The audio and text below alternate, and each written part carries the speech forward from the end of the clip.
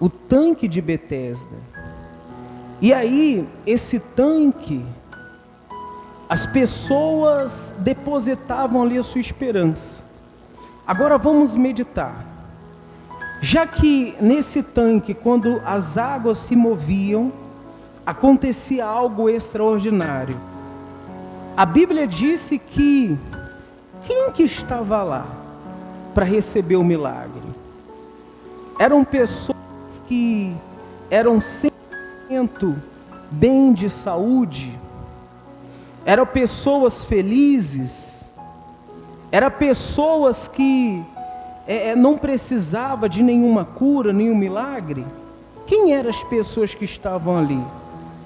A Bíblia vai dizer que quem estava ali era cegos, coxos, paralíticos, ou seja, o grupo de pessoas que estavam diante daquele tanque eram pessoas enfermas, eram pessoas que precisavam de um milagre, que precisavam do mover de Deus ali naquele momento.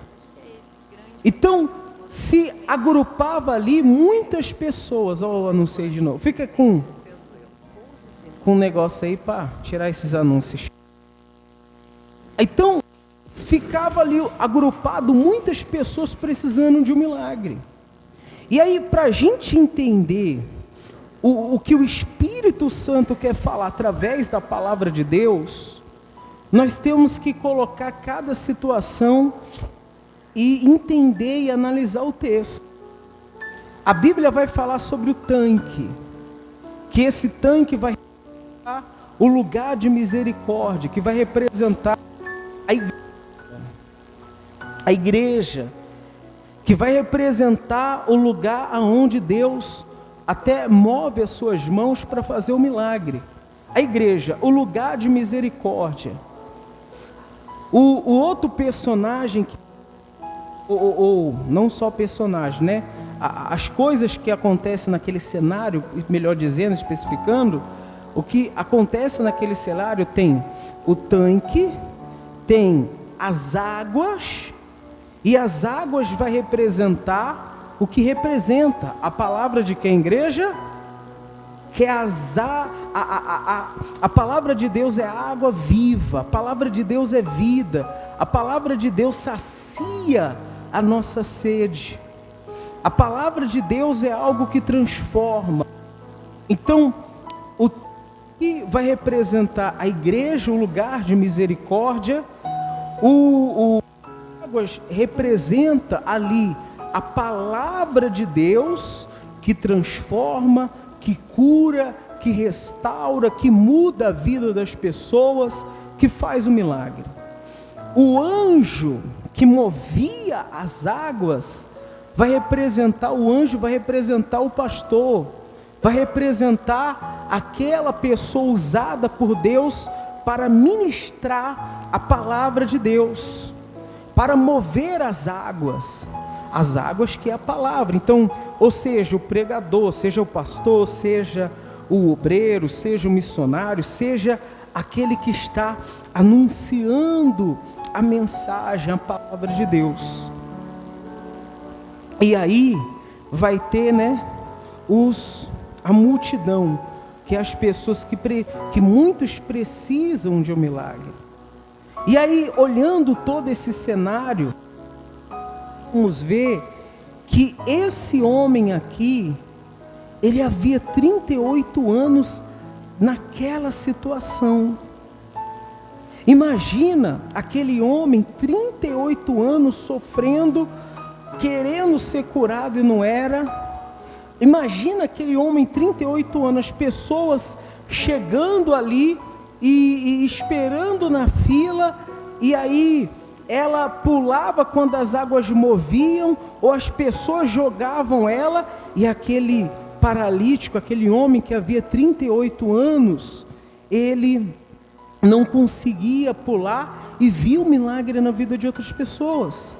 Eu imagino os ricos daquela época, aquelas pessoas que tinham posse, que tinham dinheiro, que falavam assim: olha, eu estou enfermo, E muitas das vezes pagava, né? Porque a gente sabe que através do dinheiro pode acontecer muitas facilidades. Então imagina, falava para o servo, ó, quando mover as águas, você fica atento. Quando mover as águas, você vai lá e me joga. Imagina o tanto de pessoas. Porém, aquele homem, ele estava há 38 anos naquela situação. 38 anos esperando milagre. E a espera é algo que ninguém gosta. Quem gosta de esperar? Levanta a mão aí, gente. Numa fila de banco. Chega no banco, tem uma fila enorme, que maravilha, eu vou esperar feliz da vida. É assim, gente? Tem uma fila lá na lotérica, grandona, gigante. Você gosta de esperar? Tem uma fila em qualquer lugar, você não gosta. E aquele homem já havia 38 anos que ele esperava para que o milagre acontecesse na vida dele. Ele via os milagres em outras pessoas acontecendo e o milagre não acontecia. Mesmo ele diante do tanque de Betesda. Só que a palavra de Deus vai continuar dizendo assim, versículo de número 5, né? 5 que eu parei? Não, é 6. Jesus vendo deitado e sabendo que estava assim há muito tempo, perguntou-lhe: queres ser curado? Respondeu-lhe o enfermo: Senhor, não tenho ninguém que me ponha no tanque quando as águas é agitada, pois enquanto eu vou, desce outro antes de mim.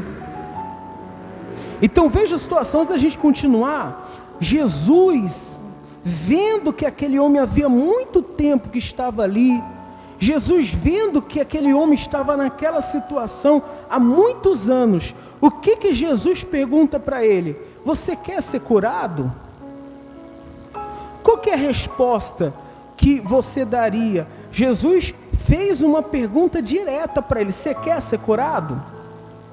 E aí, se no caso fosse eu, ou talvez você ia dizer: é óbvio que eu quero ser curado. 38 anos esperando, 38 anos vendo os milagres acontecerem na vida de outras pessoas. Lógico que você queria, mas veja a situação daquele homem. Quando Jesus pergunta se ele queria ser curado, o que ele fala? Ele responde isso aqui que a gente acabou de ler. Versículo 7. Respondeu-lhe o enfermo: Senhor, não tenho ninguém que me ponha no tanque quando as águas agitadas, pois enquanto eu vou, desce outro. Jesus perguntou diretamente para ele: você quer ser curado? E de vez ele fala: não, eu quero ser curado, eu já estou esperando 38 anos, eu quero ver o milagre da minha vida, eu vejo só na vida de outra pessoa. Ele fica: mas não tem quem me jogue no tanque, não tem ninguém que me ajude, não tem ninguém que me socorra. O que eu quero que você entenda é que tanto tempo que aquele homem passou, que ele até se conformou com a situação. Ele até, de vez ele fala: não, eu quero um milagre na minha vida, ele fala: não tem ninguém que me ajude. E para você entender, pessoas que acham que Jesus vai ajudar por causa que a pessoa se faz de vítima. Não tem ninguém que me ajude, não tem ninguém que me socorra. Não é assim que Deus vai trabalhar, que Jesus vai trabalhar. Jesus, e a gente isso daqui a pouco, Jesus, ele quer ver a fé que há dentro de você. Jesus não está perguntando se tinha alguém para ajudar a jogar ele no tanque, não. Jesus estava perguntando se ele queria o milagre.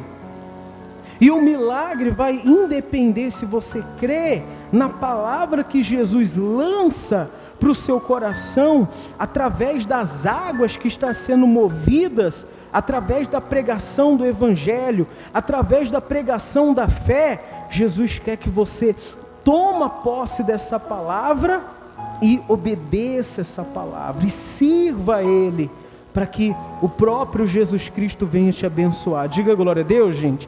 Não que você fique dando desculpa, não que você fique, não tem ninguém que me ajude, não tem ninguém que me socorra, o meu familiar é assim, o meu ente querido é assim, eu só tenho Deus mesmo por mim que se faça de coitado. Não, ele foi lá e respondeu: eu não tenho ninguém que me ajude, mas se Jesus, se Deus é quem está falando, se Jesus que está te dando a promessa, então você realmente não precisa, eu não sei, é o quê?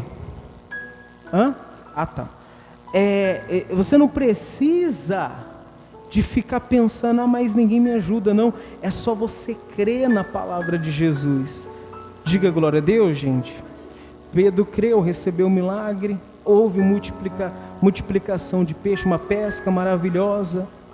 Então, continuando, vai dizer assim, veja: então lhe disse Jesus: levanta-te, toma o teu leito e anda.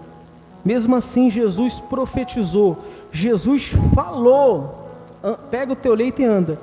Imediatamente o homem se viu, o que, igreja? Curado. E tomando o leito, pôs-se a andar. E aquele dia era sábado. Então, naquele exato momento que Jesus falou para ele: levanta do seu leito e anda, a Bíblia está dizendo, ele se viu, o que, igreja? Curado.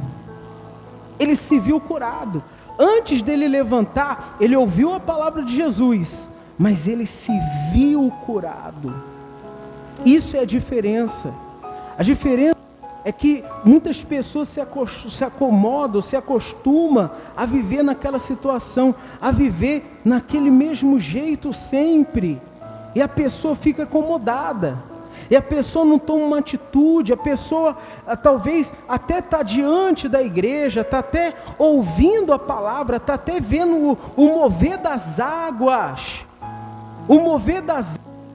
mas a pessoa aceita ou se conformou a viver na mesma situação e continuar do mesmo jeito, sendo que Jesus já falou, Jesus já deu a ordem de cura, de milagre, de restauração, de acontecer algo na sua vida, mas às vezes você não consegue ouvir a voz de Deus.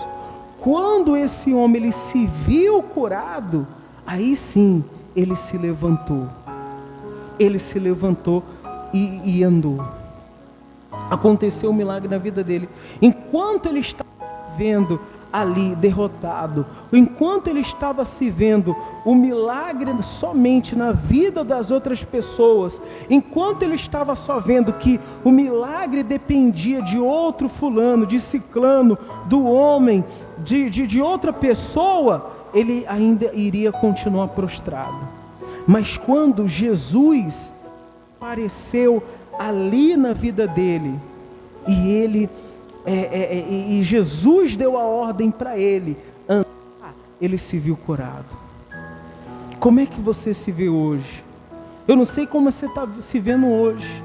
Você está se vendo derrotado? Você está se vendo uma pessoa inferior? De que jeito você está se vendo? Você está se vendo como um qualquer, ou você está se vendo como um servo de Deus, aquele que ouviu a palavra de Deus, aquele que Deus nessa noite está movendo as águas para que o milagre venha acontecer na sua vida? Você entendeu que é Jesus falando com você, ao seu coração, para você se levantar, para você se erguer, para você falar: não, eu não aceito mais essa situação, eu não aceito mais isto acontecendo na minha vida. Então ele se viu curado. Por isso que o milagre aconteceu. A Bíblia disse aqui, imediatamente o homem se viu curado, versículo 9, e tomando o leito, pôs-se a andar, e aquele dia era sábado. E veja só, continuando, por isso disseram os judeus ao que fora curado, hoje é sábado, e não é lícito carregar o leito. Ao que lhe respondeu, o mesmo que me curou me disse, toma o teu leito e anda. Continuando, diz assim, perguntaram-lhe eles, quem é o homem que te disse, toma o teu leito e anda? Mas o que fora curado não sabia quem era, porque Jesus se havia retirado, por haver muita gente naquele lugar.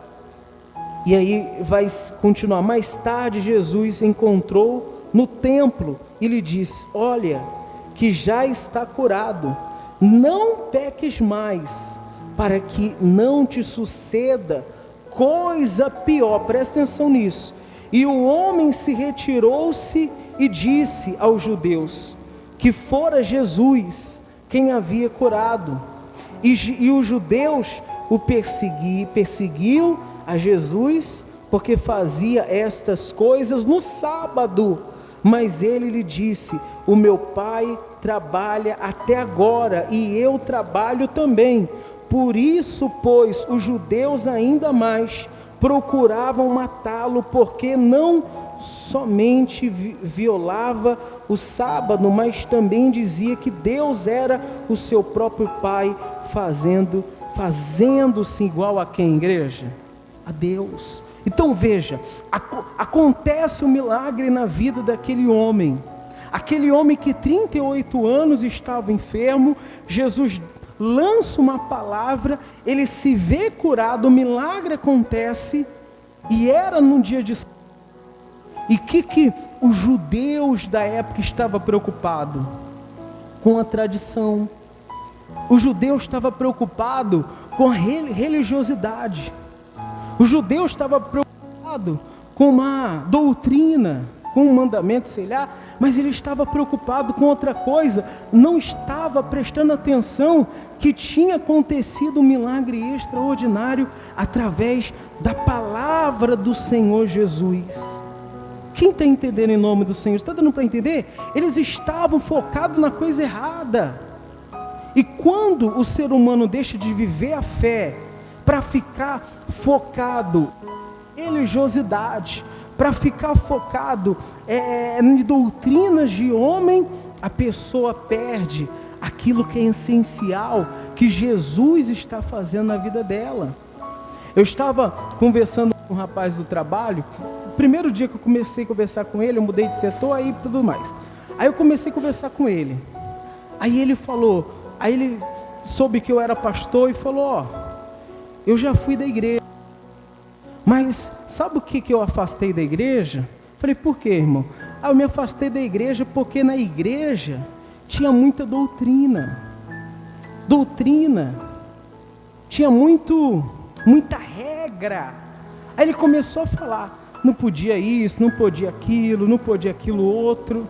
Aí eu fui só vendo e comecei a entender que era tudo doutrina de que, igreja? De homens, coisas de homem, doutrina de homem, que as pessoas estavam muito preocupadas mais com doutrinas de homens do que com ensinar a palavra de Deus, ensinar a fé, ensinar a obediência, ensinar a salvação. E isso infelizmente atrapalha a vida de muitas pessoas. Ele falou, se afastei por isso, tinha muita doutrina e coisas que eu estava ouvindo que não estava na Bíblia, mas é coisa de religiosidade.